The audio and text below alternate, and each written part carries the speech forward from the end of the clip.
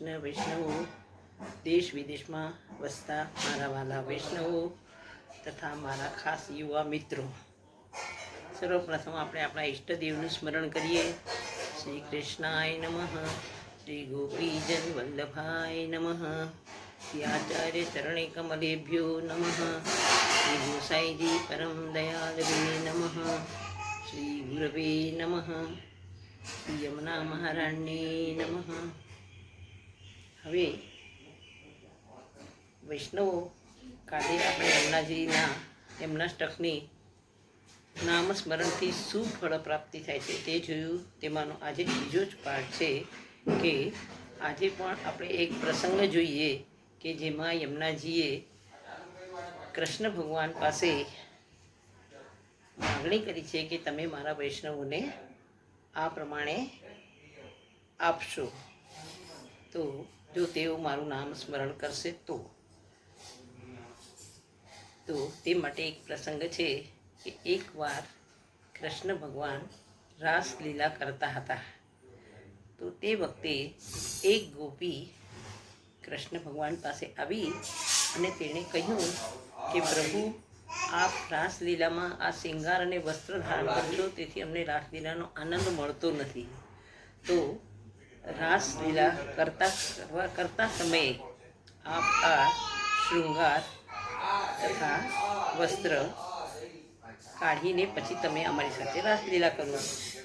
ત્યારે પ્રભુએ તેમને કહ્યું કે આ શિંગાર અને વસ્ત્રો તો હું કોને આપું? તમે ધારણ કરશો તો તમને એમનો આનંદ મળશે. તો ગોપીઓ કહે, ના, અમે આપનો જો શિંગારને વસ્ત્ર ધારણ કરીએ તો અમને રાસલીલાનો આનંદ ના મળે.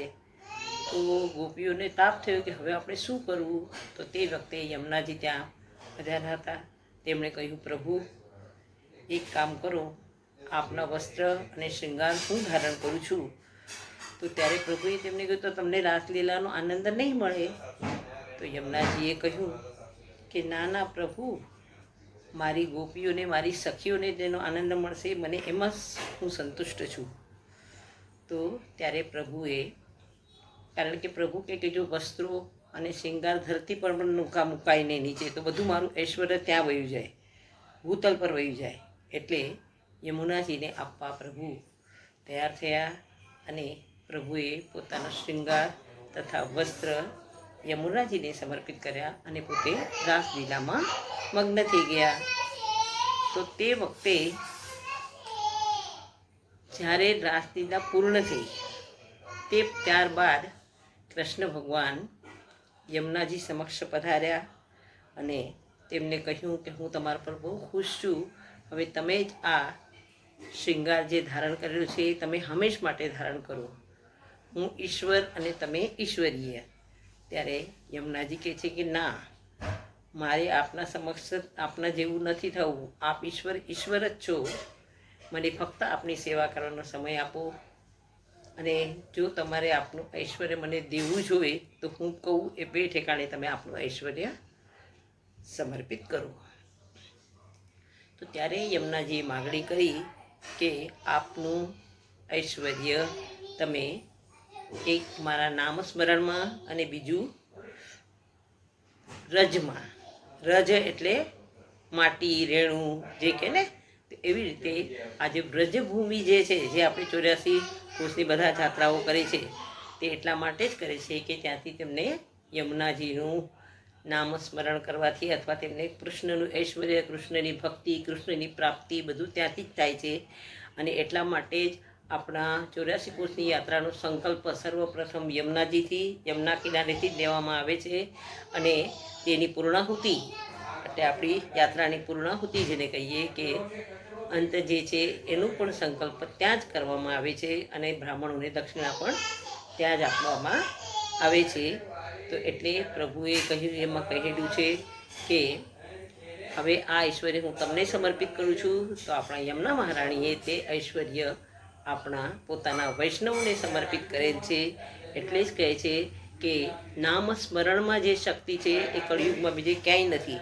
એટલે મારા યુવા મિત્રોને ખાસ એ જ કહેવાનું છે કે કળિયુગમાં તમે પ્રભુ એમ નથી કહેતા કે તમે દિવસભર મારી માળા લઈને બેઠા રહો, મારું નામ સ્મરણ કરો. તમે ચાલતા બોલતા હાલતા ચાલતા ગમે તે કામ કરતા શારીરિક ક્રિયા તમે કરો, પણ માનસિક રીતે તમે મારું નામ સ્મરણમાં મગ્ન રહો, તો એથી પણ હું તમને પ્રાપ્ત થઈ શકું છું. એના માટે કંઈ તમારે કોઈ નામસ્મરણની માળા લઈને બેસવાનું કે એક સરખું બેસવાનું એ કાંઈ જ જરૂર નથી. હંમેશા તમે તમારા મગજમાં મારું નામસ્મરણ ચાલુ રાખો. અને યમુનાજીનું નામસ્મરણ જો ચાલુ હશે તો યમુના મહારાણીને પ્રભુ એટલી શક્તિ આપી છે કે યમુના સ્મરણ કરવાથી યમુનાજી આપણને કૃષ્ણ ભગવાન પાસે લઈ જાય છે. અને એકવાર યમુનાજી આપણો હાથ તેમને હાથમાં સોંપી દીધો પછી પ્રભુ કે હું મારા ભક્તને, હું મારા વૈષ્ણવને ક્યાંય નહીં હેરાન થવા દઉં, ક્યાંય તકલીફ નહીં આપું. તો એ પ્રમાણે મારા વાલા વૈષ્ણવ, મારા યુવા મિત્રોને ખાસ કહેવાનું છે કે આજે અમે પણ સમજીએ છીએ કે તમારી લાઈફ, તમારી જે અત્યારના સર્વિસ છે આજકાલ કંપનીમાં, અને બધે ચારેકો છોકરાઓ આપણા બાળકો નોકરીઓ કરતા હોય તો એમના માટે સમય નથી બેસીને સેવા પૂજા કરવાનો. તો પ્રભુ એમ નથી કહેતા. પ્રભુએ આપણે જૂના જમાનામાં પણ જોયેલું છે, ઋષિમુનિઓ જંગલોમાં તપ કરતા તો કાંઈ બધું આખો દિવસ બેઠા નહીં થતા, માળ નહીં લેતા, એ પણ ચાલતા બોલતા બી સ્મરણ કરતા, બેઠક નહીં કરતા. એવું કાંઈ નથી કે માળા લઈને બેસવું કે એવું કાંઈ નથી. તમે કમથી કમ તમારા મગજમાં નામ સ્મરણ યમુનાજીનું રાખો તો યમુનાજી તમને તમારો હાથ પ્રભુને સોંપે છે અને પ્રભુની તમારી રક્ષા કરવાની જવાબદારી પ્રભુ લે છે. એટલે ખાસ મારા યુવા મિત્રો, તમે નામ સ્મરણ કરો એવી મારી ખાસ તમને કહેવાનું છે. તો વૈષ્ણવો, આજે આપણું આ યમુના ફળ, યમુનાજીની સ્તુતિ ફળ, યમુનાષ્ટકનું સ્તુતિ ફળની શું પ્રાપ્તિ થાય તે આજે આપણું આ પૂરું થયેલ છે. હવે આગળના વિડીયોમાં આગળ આપણે આપણા સર્વોત્તમ વિશે જાણીશું, સર્વોત્તમની રચના વિશે વગેરે. આ તો જે યમુનાષ્ટકની રચના તો આપણા મહાપ્રભુજીએ કરેલ છે, એ આપણે શરૂઆતમાં કહેલ જ છે કે તેમણે તેમની રચના કરી છે. અને એ વિશે હવે આપણે જાણી દીધું છે. તો હવે મારા બાળકોને, યુવા પેઢીને, એ આપણા વૈષ્ણવને એ જ કહેવાનું છે કે આપ સર્વે યમુનાષ્ટકનું સ્મરણ કરશું, નામ સ્મરણ કરશું અને કન્ટિન્યુ ચાલુ રાખશું હંમેશ માટે. જય શ્રી કૃષ્ણ વૈષ્ણવ. મારે કાંઈ ભૂલ થઈ ગઈ હોય તો ગુરુદેવ મને ક્ષમા કરશે. જય શ્રી કૃષ્ણ.